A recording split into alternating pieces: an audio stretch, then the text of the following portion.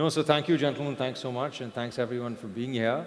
I think what is useful is maybe just a 1-minute introduction about yourselves, your company, a little bit about your journey. Maybe I'll start for those who missed the previous session.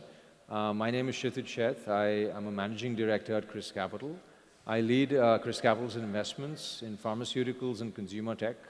Our consumer tech portfolio consists of FirstCry, Dream11, Office, which is a co-working company, ExpressBees, which does logistics, as well as Wow Skin Sciences and Lenskart. So that's just the portfolio that we have. Over to you, Rehan. Hi, I'm Rehan Yar Khan. I'm managing partner at Orios Venture Partners. We are an early stage technology fund. We come in, pretty early, but not at seed, a little bit after that.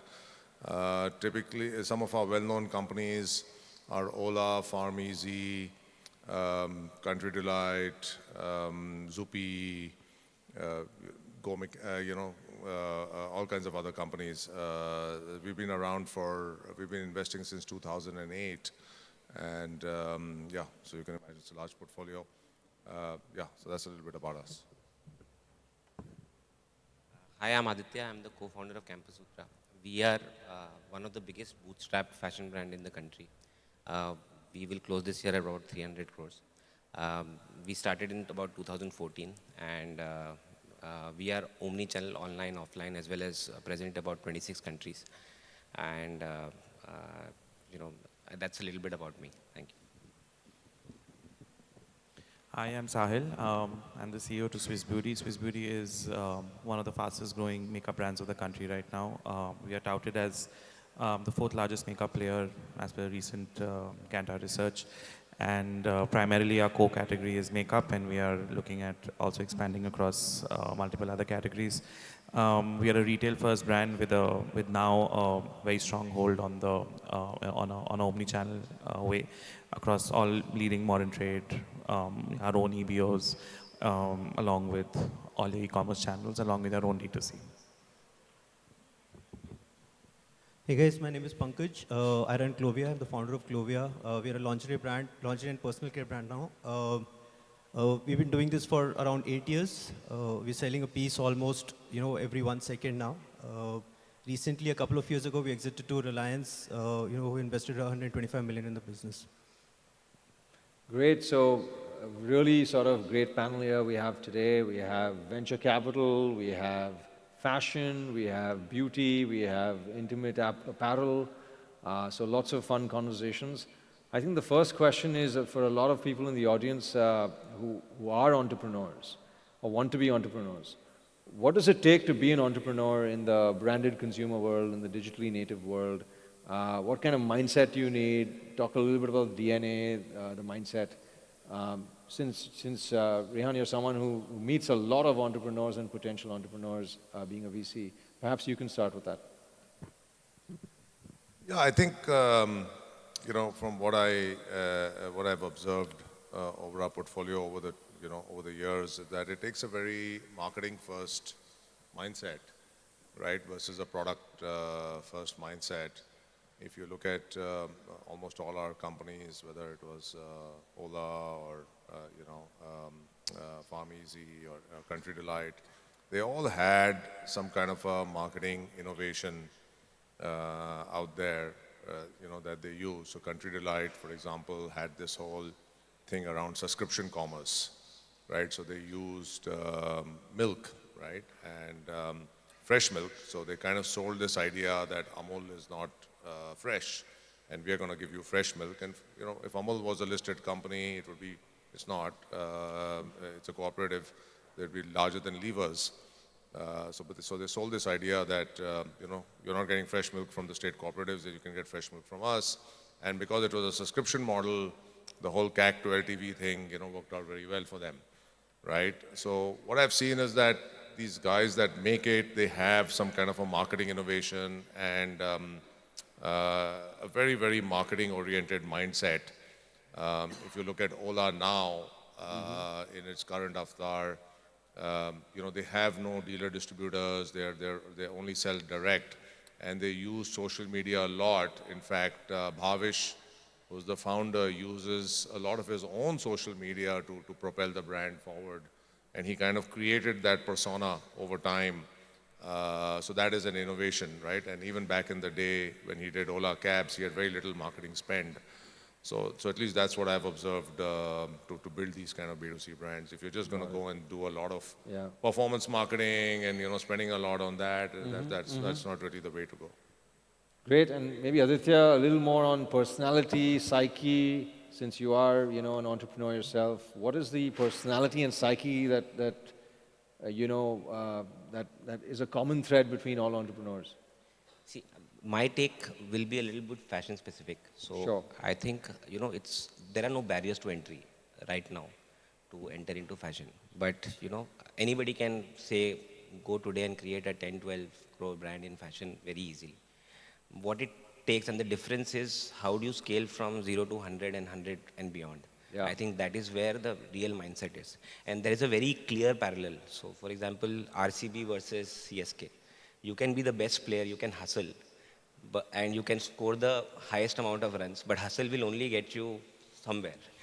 And when you look at the leadership side of Virat Kohli versus, Mahendra Singh Dhoni, I think it takes a different kind of leadership to scale brands beyond 50 and above.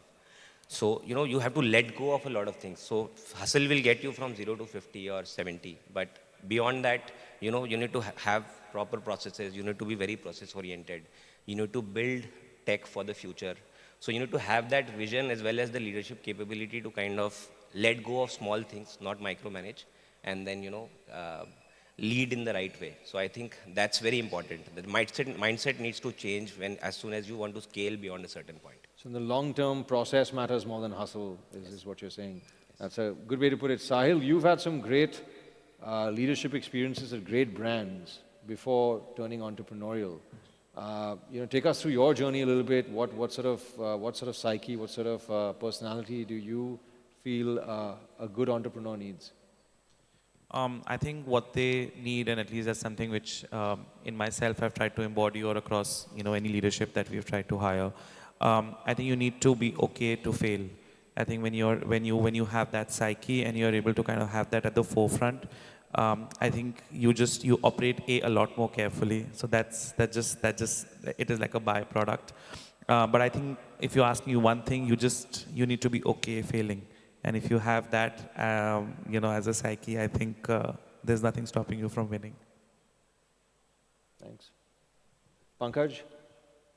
I think everybody's covered almost majority of things. One core tenet, I think, because we're talking consumer brands here to a huge extent, right? And I think the one most important component is the product itself. I think you have to be fanatic about your product because the whole story around the marketing, the whole story around the operations, execution, everything boils down to the end consumption. So if the end consumption is strong, right, if the product is strong, people will figure out a way to, find it in some way or the other. So I think that fanaticism has to be there. And the other bit is that as a founder, you have to let go of your ego. I think that's the biggest challenge that we face. We get so absorbed in our product and we start feeling that, I've created something phenomenal that we end up forgetting that it's the customer who decides. You're a nobody when it comes to, the final decision. So I think you have to constantly, endlessly, crazily listen to the customer. I'm saying this because I used to be a technocrat selling lingerie, right? So I've had my journey, and hence I'm, kind of putting this forward that at the end of the day, the customer is the queen in our case, right? And you have to be absolutely fanatic about the end product that you're giving to the customer for the value that you're giving it for. The value for money has to be there. That's a great answer, Pankaj. It's a good segue to our next question. Maybe I'll start with you. Everyone talks about this product market fit, right? Everyone's like, that's really the key to success, to scale. But how do you judge that as an entrepreneur? Like, what makes you say, is there a metric, is there a data point to say, okay, if this happens, then I have product market fit? And just generally, what are the challenges to scale a brand? You mentioned a few, but, maybe talk about Clovia's experience. What are the biggest challenges to scale to where you got to today? I think so, it's a precursor, as you rightly said. It starts with your first hunch that, in my case, the hunch came from my co-founder, who also happens to be my wife, right? Where she said that there is a huge juice in the market because, tier 1 towns still have the lifestyles and, shoppers of the world where they can get the consumption, but you don't find the product in the smaller towns. And that's where we started from. But again, I had done an edtech business from 2006 to 2012, so way ahead of its time. We had 15 lakh people on our platform in 2011 and 2% consumption, right? So while you were the biggest story, Intel Capital, Jafco, all sorts of folks had invested. But I could very clearly see that, I'm just a marketing gimmick at the end of the day, there's no consumption. So I think that was my single biggest learning in life, and the whole litmus test was around that this hunch has to now translate into the customer experience. And more we realized that this category is so complex that standard distribution models are not working and technology could play a very big role. Product manufacturing processes could play a very big role.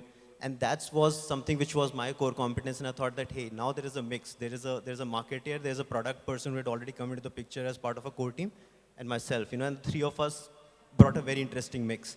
So I think you have to have the right team once you've identified the problem, and then you have to constantly iterate and learn from your own, experiences with the customer as to which direction you should go. For us, sorry, I'm taking a little longer, but for us, the biggest point was not just the front-end product, but the back-end integration, which was the most complex. Most of the people were sourcing from likes of Sri Lanka and other places. And we said, we're going to manufacture in India. People told us that you're idiots, that, you're going to set up an entire supply chain yourself when you have zero money with yourself. And I think that became our biggest, barrier to entry over a period of time. Good point. Saahil, do you want to talk about how do you look at product market fit? How do you know that you have product market fit? When did you know you had product market fit? I think I'm guessing I come in at a stage when you already know what the product is there primarily. Of course. But once I think you identify what the product is, I think that's just the tip of the iceberg. I think after that you need to kind of understand and differentiate between who's your consumption TG and who's your communication TG. And I feel that's primarily where I've seen in personally brands go wrong, that they try and communicate and have the same audience consume. So like someone on the panel just recently, I think mentioned that you have to let go of your ego. So you have to kind of let go to know that I might be communicating to a audience in the tier 1 city, but my consumption is actually lying in the tier 2 or probably in the tier 3. So I think the differentiation of understanding that is my product for the communication or the consumption.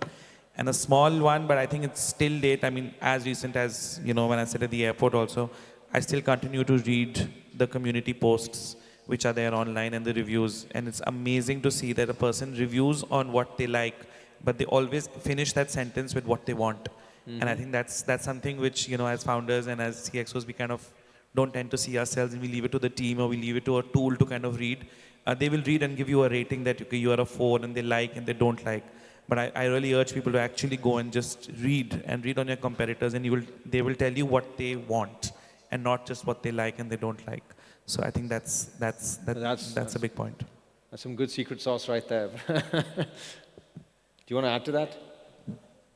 So the good thing with being a digital native brand is the cost of failure is very small. So in terms of, you keep experimenting with product market fit and kind of figure out what is there. But for us, I think internally we see the single most important metric that we see when we measure product market fit is repeat rate. We have a benchmark in terms of category benchmark, and we kind of for every category we see what the repeat rate for that category is. So the beauty of DNB is that you can keep launching SKUs and the cost of failure is very, very small.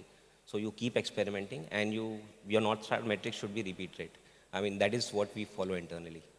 Got it. So experiment and focus on repeat rate. Rehan, you already talked a lot about Country Delight's product market fit. Any other examples, or should I ask you another question which I've been itching to, which is... I think my panelists have covered product market fit comprehensively. Nothing to add to that. I was itching to ask you particularly this question, which is, how does one balance between profitability and growth? Right? And how are you seeing that as a VC to start with? There's always this age-old fight between, should I just grow and focus on top-line growth, revenue growth, or should I be much more focused on the bottom line? How does one balance the two? What does a VC look for in that balance? Yeah, I don't think there's a one-size-fits-all for VCs. I think there are two kinds of VCs out there. There are VCs that have more of a moonshot mentality, And they naturally will support a company with a lot of burn for many, many years, for that moonshot. And I think that's a good thing. I think that's a good thing because you can get that allows you to focus on true innovation. Sure. Right? And I think one of the downsides of what has happened lately, which is since 2021, right, last 2 years, where capital has reduced, is that I think we are going to get fewer moonshots in the country, right? I think innovation is going to go down because people are going to focus more on merchant models, which are more gross profit and bottom line oriented. And so I think there are two models. See, we were a small fund, and we are a small fund as compared to many of our peers. And a lot of our capital, in fact, all our capital is domestic. We don't actually raise money overseas. And because we don't raise money overseas, our cost of capital is higher as a result. So we actually don't have the luxury of backing moonshot models. Got it. Right? Though we would like to, but maybe we'll do a separate fund for that, raise it separately. But in the current avatar, we don't. So we look for companies which are sort of, can turn profitable earlier, sooner than rather than later. So I think there are two models. There's no one size fits all, is my view. It's a great, very nuanced and great answer, Rehan. Thanks. That's. I'm sure everyone in the audience appreciates that. To the rest of our panelists, you two, I mean, in your companies, I'm sure you've had to walk that tightrope between profitability and growth. How do you balance that? And maybe you can rope in another question into this, which is funding, right? The third part of this equation of profitability and revenue growth is funding. So how do you balance the three? I think we are bootstrapped, so cash flow and profitabilities are like mantra. And raising funds is an art. And you need to learn that and inculcate that. And Pankaj, I think a week ago wrote a beautiful post on LinkedIn about, what some founders just say that, funding nahi chahiye, ya funding nahi, I don't want funding. But you need to understand when you need funding and what objective you achieve with that funding. So for example, at our stage, we would want to, do a pre-IPO funding or something like that. So, you need to understand what is the reason for funding.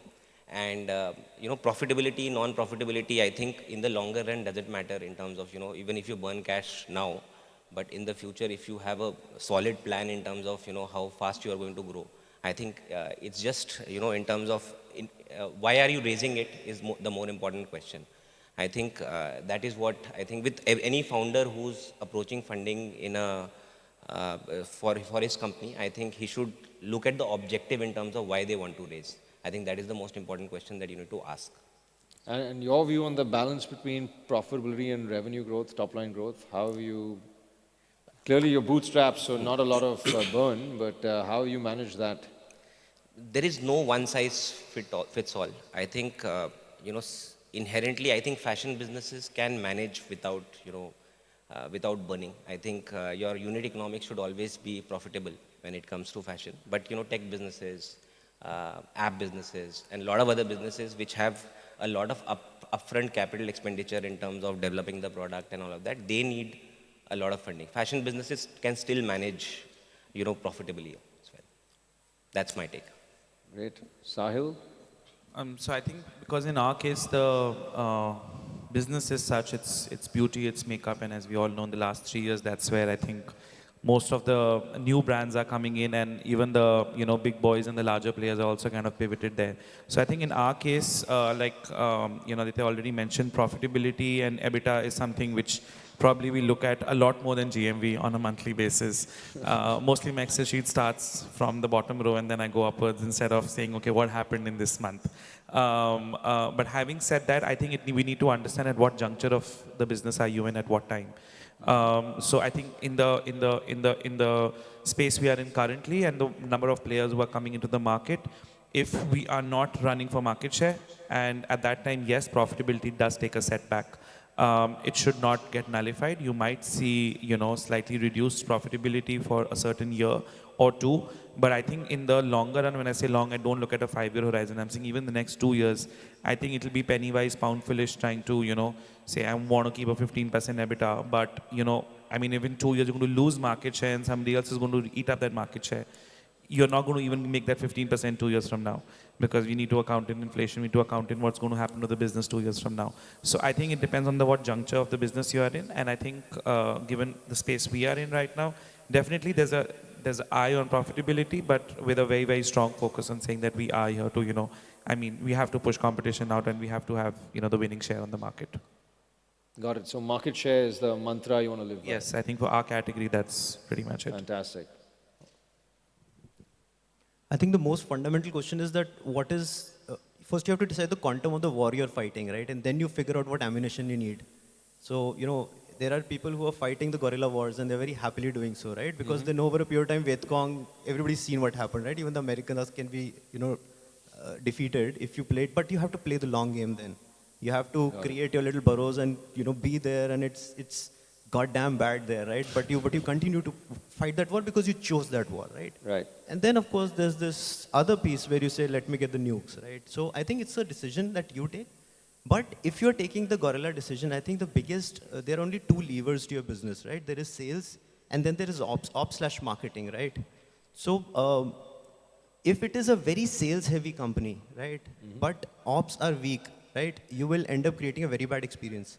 If you're a very ops-heavy company, which is done phenomenal ops, right, and we've seen, I can give you examples with names of when they went down, was that brilliant operations, but not enough sales to catch it, right? So what happened there was that you end up losing a lot of capital. So if you want to run the cash flow game, then you have to have that sales, ops, levers, kind of working together in tandem. And I think fantastic thing what you said about, I think the single biggest metric for you to run a sustainable business is gross margins. If you're making a 30% in the business, then you will not be able to cover the cost. But if you're making 65%, there is enough maneuverability to roam around. And the last point about funding would be that today, when we raised our first round, way back in 2005, there were like 10 VCs all put together, right? उसमें पूरा list खत्म हो जाता. 2007 में raised my first round, right? This was like the tech company, and like 10 people the list is over, your fundraise story is over. Today it's a very different world, and today I think you have the option. There was a great gentleman who taught us one thing and said that why are you running around funding? There could be cash flow, which can be funded by multiple means, and that we got that bit, and that helped us, get at least a sizable multiple up in our valuations, because we did not raise for a certain time and use that deadline to kind of fund our, and this is exactly what you might be doing as well, right? I mean, there's literally no dilution that you're doing. So I think you should explore other means as well till the time you're ready for a VC funding, because, the ammunition is very expensive at the beginning of the war, and the more ground you capture, the ammunition also gets kind of cheaper for you, right? So that's the way you should look at it. Rehan, I'm sure you're dying to come in here as well. As a venture capitalist, what do you recommend? I mean, what are the things you look for when you're funding a founder, when you're funding a company? What is the right timing in your opinion? Of what? Of a fundraise for a company, for a startup. What is the right time? Oh, you mean, okay. Well, it depends, I mean, there are founders which have some of their own capital, and then, they bootstrap for some time. And that's great as well, right? Because then they hold on to more equity that way. And I mean, then I just saw Bezos, the movie, right? I mean, he took money from his dad right in the beginning because he didn't have the capital. So you have that model as well. I mean, today there's good news in India is that there's capital available even super early, right? Incubators, angels, and there's plenty of that. So I think you have the luxury of taking it when you want. I think it's always a function of, I always encourage people to try and, do it with their own money and get some traction if they can, if they have the money, right? And if you don't have the money, again, because I was talking about Ola, I'll come back and give you a good story. I'll give you a story from Ola. When he did Ola cabs, he didn't have any money. The guy was 24 years old. Right, he was very young. He was just 2 years out of college. He had worked 2 years and he hadn't saved much money. So he raised very early. I was his first investor, and right? But then when he did Ola Electric the second time round, he's going in for an IPO now, owning 50% or I think 40% of the company, right? And when he did his third company, Krutrium, which is the LLM, AI LLM model, he did his first fundraise at $1 billion valuation, That's right. right? So I think it depends on your circumstance as to when you need the money and you have to take the money. But ideally, take it as late as possible so that way you have maximum equity. Take as little as possible so that you have maximum equity. I mean, you look at, a lot of companies, right? The IPO. Is there a rule of thumb there? As little as possible, should you be looking at a time frame that covers me for X number of months or gets me to this scale? Any sort of rule of thumb there? I mean, typically you should always have money in your bank for 18 months, right? Or I mean, in the beginning you don't have that luxury, so you raise for 18 months and then, 10 months out with 8 months left, you go out and you raise again. Right. But then as you start getting mature and your Series C, Series D companies, then you always have about 1.5 years or 2 years of capital, and then you're going out raising in case there's some black swan event like COVID or whatever it is. Those are sort of the best safe models out there. So I think it varies with stage and circumstance more than ideal is what if you can completely bootstrap. But then listen, I mean, you need capital. Look at and taking capital and burning is not a bad thing. Like I just said in the beginning, it depends on what you're burning at. OpenAI, which has developed the amazing ChatGPT, raised $750 million before they made a single dollar of money, right? And they were completely, what is it, like 8 years or something in the dark before they sort of emerged. Meta, which is one of the great companies of the stock exchange, one of the Magnificent Seven in the US, right? They never made any money till after they IPO'd, right? Bezos was very famous for saying earlier on, I'm not going to make money for 20 years.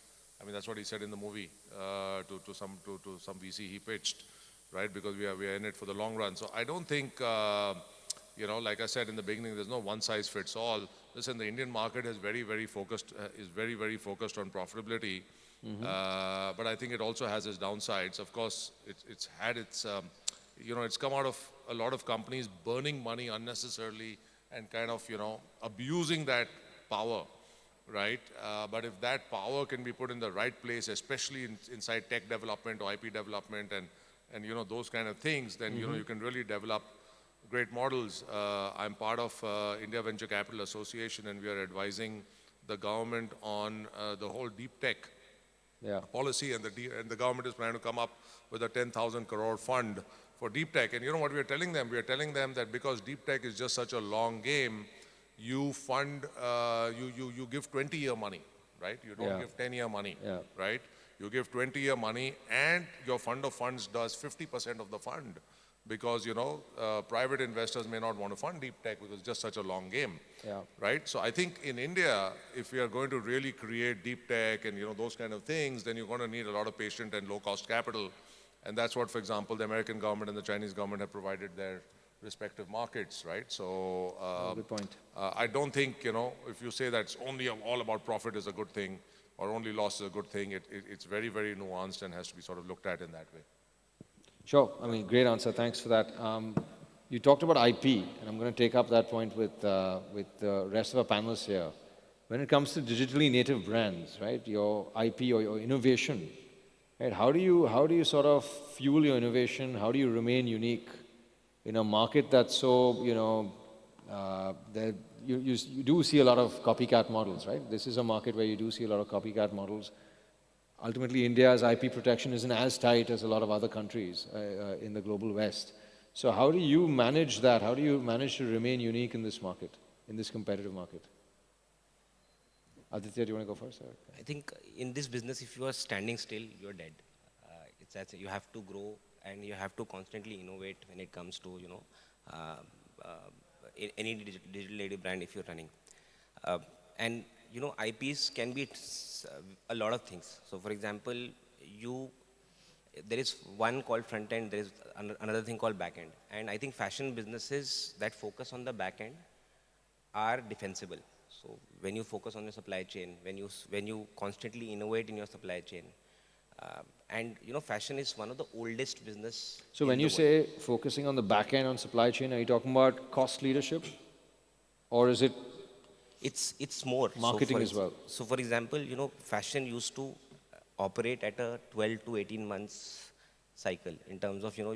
if you want to launch something, there was a waiting time of about 12 to 18 months. Predominantly, 10 years ago, it was to operate like that. As soon as, e-commerce came in, the cycles used to get smaller. So for example, in our supply chain, we have a 21-day mind to market. So for example, if I like the shirt that you are wearing, I can get it to the floor in 21 days. So, a lot of innovations that you drive on the back end are going to be your IP. And that is how you build very, very defensible business. So, for example, dead stock is the biggest killer in fashion. Yeah. How do you tweak your supply chain in such a way that you minimize dead stock? How do you increase inventory turnover? How do you do asset-light manufacturing? How do you invest in, IP when it comes to tech, where everything talks to each other and all the systems are connected and you kind of, so for example, I was having this discussion with Pankaj in terms of, size ratios. So, size ratios online, size ratios offline, size ratios in north versus size ratios in the south. They're very different. So when you develop such IPs in the back end, that is the constant innovation that you do. So, So the key nobody insight can is in copy that. apparel, you're saying the back end is very important because supply chain is what leads everything. And that is Sahil, defensible, yeah. Sahil, obviously very, very competitive market, the beauty market. How do you remain unique?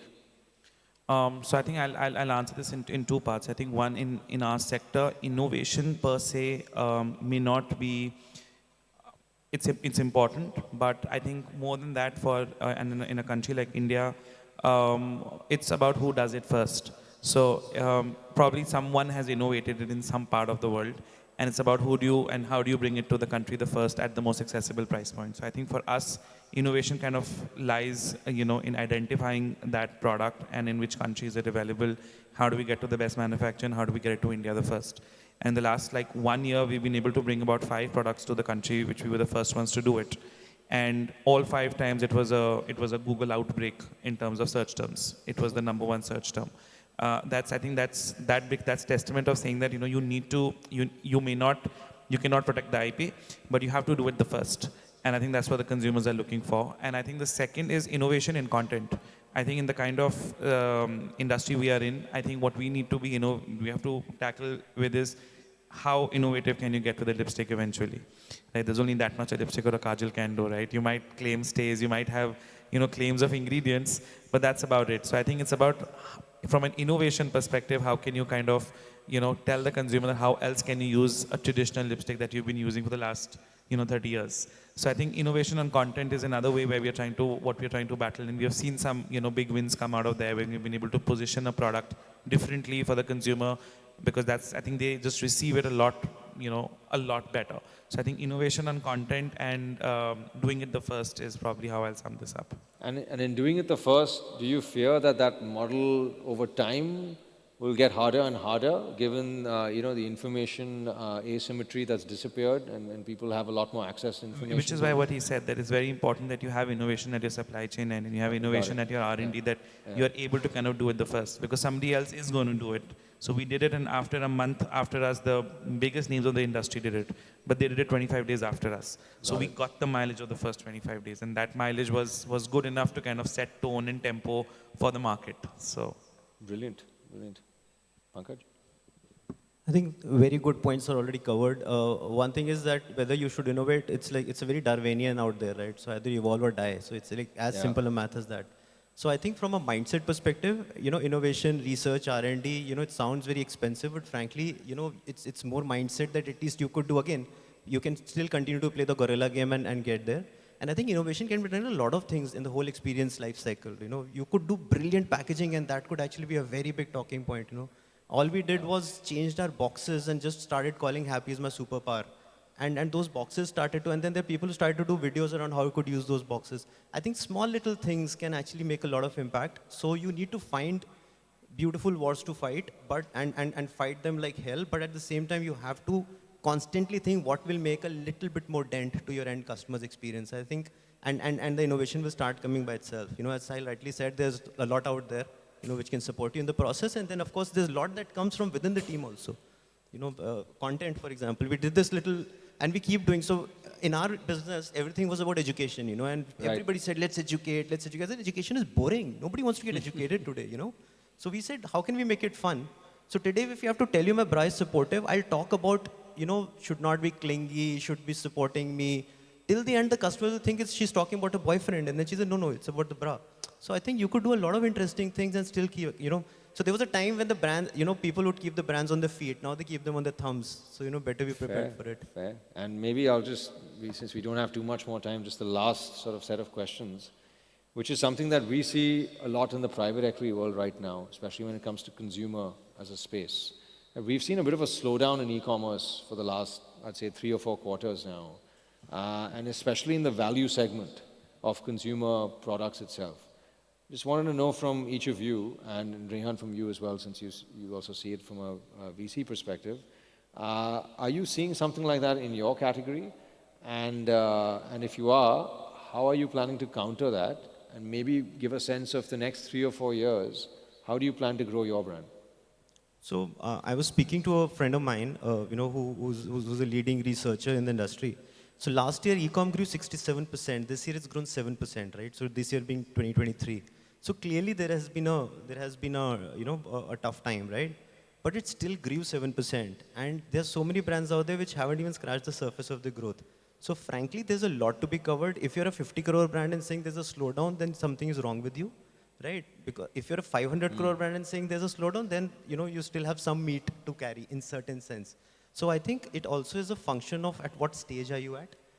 In our case, what has worked for us is that offline was part of our strategy anyways, and we have done, by God's grace, done extremely well over the last couple of years, and that's where we continued to grow, and e-com ripples kind of started to help us there. But having said that, I think it's going to be a harmonious play. You have to play the omni game to kind of, because sometimes it's revenge buying, then they'll say, the malls are disappearing, then they'll say, no, internet is disappearing. It'll continue to happen. This circus will continue. And the next 3-4 years, is this the plan? Grow online plus offline? It has to be omni. So for us, as a brand, you have to be present wherever the customer is, right? Quite agnostic. Somebody tells me that you are an online-only brand, तो मैं बोलता हूँ यार, either you're online or you're a brand. Take the goddamn call, right? So if you're a brand, you should have the sense to be present wherever the customer is, as long as your gross margin is adding up and your math is adding up, right? So in our case, I think it's going to be a very, very harmonious play between both channels. Got it. So channel is the key focus for you then. Sahil, beauty should be a brand, should be a category rather that avoids any sort of dip, right? You talk about the lipstick effect, even in a downturn, you want to look pretty. Are you seeing similar sort of slowdown in your category, or has it bucked the trend? Actually, honestly, no. We're not essentially seeing slowdown, but I think and I'll take a minute on this, is what we are seeing is that how the market shift, like we said about Omni, I think that's what's happening. It's not just that you spend digitally or you are seen digitally and I'll sell in my retail counters. And when we talk about retail counters, I'm talking about 25,000 retail counters across 515 cities of the country. But we did this twice over. We launched a product. We didn't give it in the retail market. We launched it only on e-commerce. And we are not an e-commerce first brand. We are a retail first brand. And despite having almost a 200 crore business online, we didn't give it to the retail market, and we actually got in physical videos come onto our official email IDs, onto my zonal managers, area managers, saying मेरे पास ये product नहीं है. It means दुकानदार sitting in 24 Paraganas was sending us these videos saying दर्द होता है जब customer आके प्रोडक्ट मांगता है और हमारे पास वो प्रोडक्ट नहीं होता.